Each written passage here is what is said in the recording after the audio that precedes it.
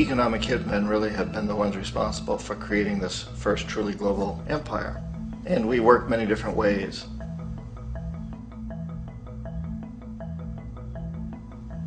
But perhaps the most common is that we will identify a country that has resources our corporations covet, like oil, and then arrange a huge loan to that country from the World Bank or one of its sister organizations. But the money never actually goes to the country. Instead, it goes to our big corporations to build infrastructure projects in that country, power plants, industrial parks, ports, things that benefit a few rich people in that country, in addition to our corporations, but really don't help the majority of the people at all. However, those people, the whole country is left holding a huge debt. It's such a big debt they can't repay it, and that's part of the plan, that they can't repay it. And so at some point, we economic hitmen go back to them and say, listen, you owe us a lot of money, can't pay your debt, so sell your oil real cheap to our oil companies.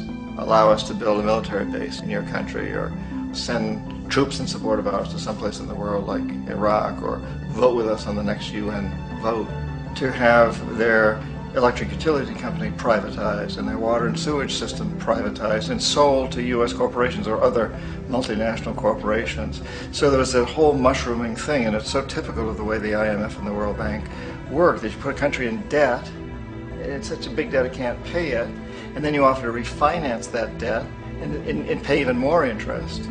And you demand this quid pro quo, which you call a conditionality or good governance, which means basically that they've got to sell off their resources, including many of their social services, their utility companies, their school systems sometimes, their penal systems, their insurance systems, to foreign corporations. So it's a double, triple, quadruple whammy.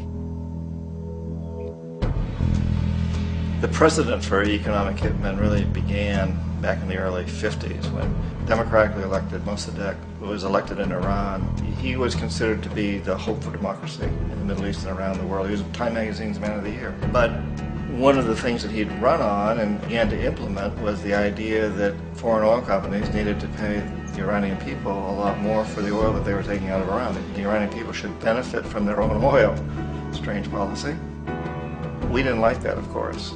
But we were afraid to do what we normally were doing, which was to send in the military. Instead, we sent in one CIA agent, Kermit Roosevelt, Teddy Roosevelt's relative. And Kermit went in with a few $1 million and was very, very effective and efficient. And in a short amount of time, he managed to get Mossadegh overthrown and brought in the Shah of Iran to replace him, who always was favorable to oil. And it was extremely effective.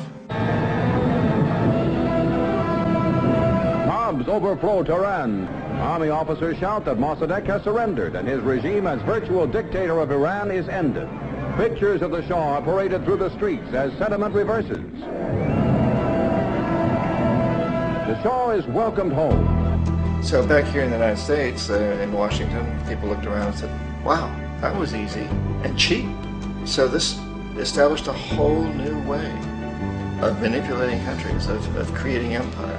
The only problem with Roosevelt was that he was a card-carrying CIA agent, and had he been caught, the ramifications could have been pretty serious.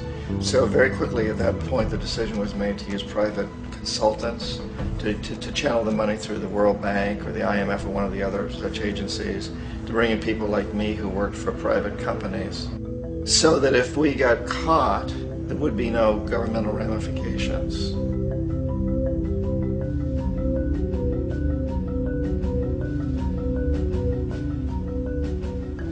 When Arbenz became president of Guatemala, the country was very much under the thumbs of United Fruit Company, the big international corporations. And Arbenz ran on this ticket that says, you know, we want to get the land back to the people.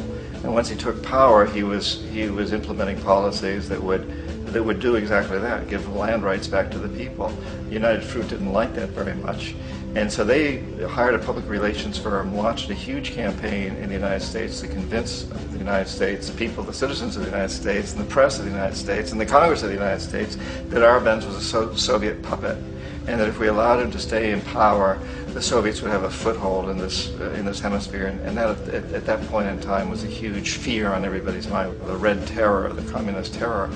And so, to make a long story short, Out of this public relations campaign came a commitment on the part of the CIA and the military to take this man out. And in fact we did. We sent in planes, we sent in soldiers, we sent in jackals, we sent everything in to take him out, and did take him out. And as soon as he was removed from office, the new guy that took over after him basically reinstated everything to the big international corporations, including United Fruit.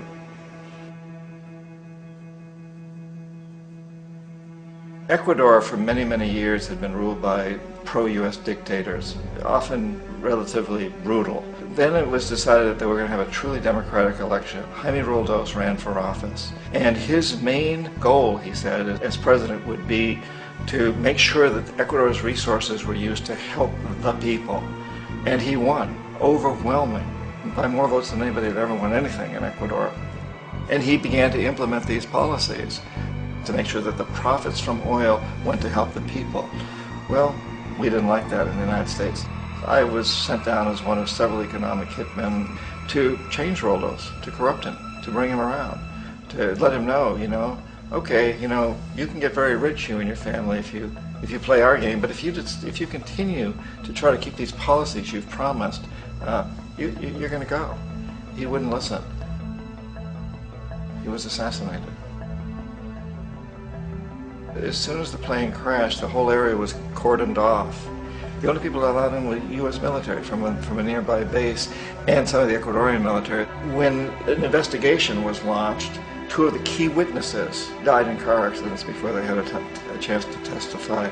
A lot of very, very strange things that went on around the assassination of Jaime Roldos. I, like most people who've really looked at this case, had absolutely no doubt that it was an assassination. And of course, in my position as an economic hitman, I was always expecting something to happen to Jaime, whether it be a coup or assassination, I wasn't sure, but that he would be taken down because he was not being corrupted. He would not allow himself to be corrupted the way we wanted to corrupt him. Omar Torrijos, president of Panama, was one of my favorite people. I really, really liked him. He was very charismatic. He was a guy who really wanted to help his country. And when I tried to bribe him or corrupt him, he said, look, John, he called me Juanito. He said, look, Juanito, I don't need the money. What I really need is for my country to be treated fairly. I need for the United States to repay the debts that you owe my people for all the destruction you've done here.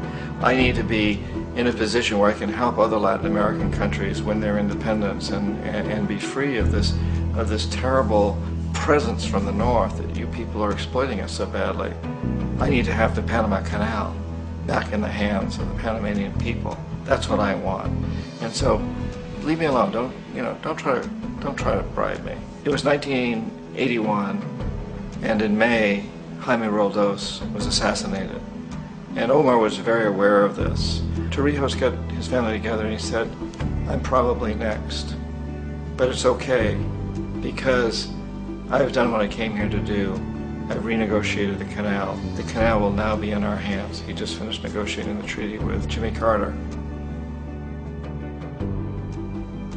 In June of that same year, just a couple of months later, he also went down in an airplane crash, which there's no question was executed by CIA-sponsored jackals. Tremendous amount of evidence that one of Torrijos' security guards handed him at the last moment as he was getting on the plane a tape recorder, a small tape recorder that contained a bomb.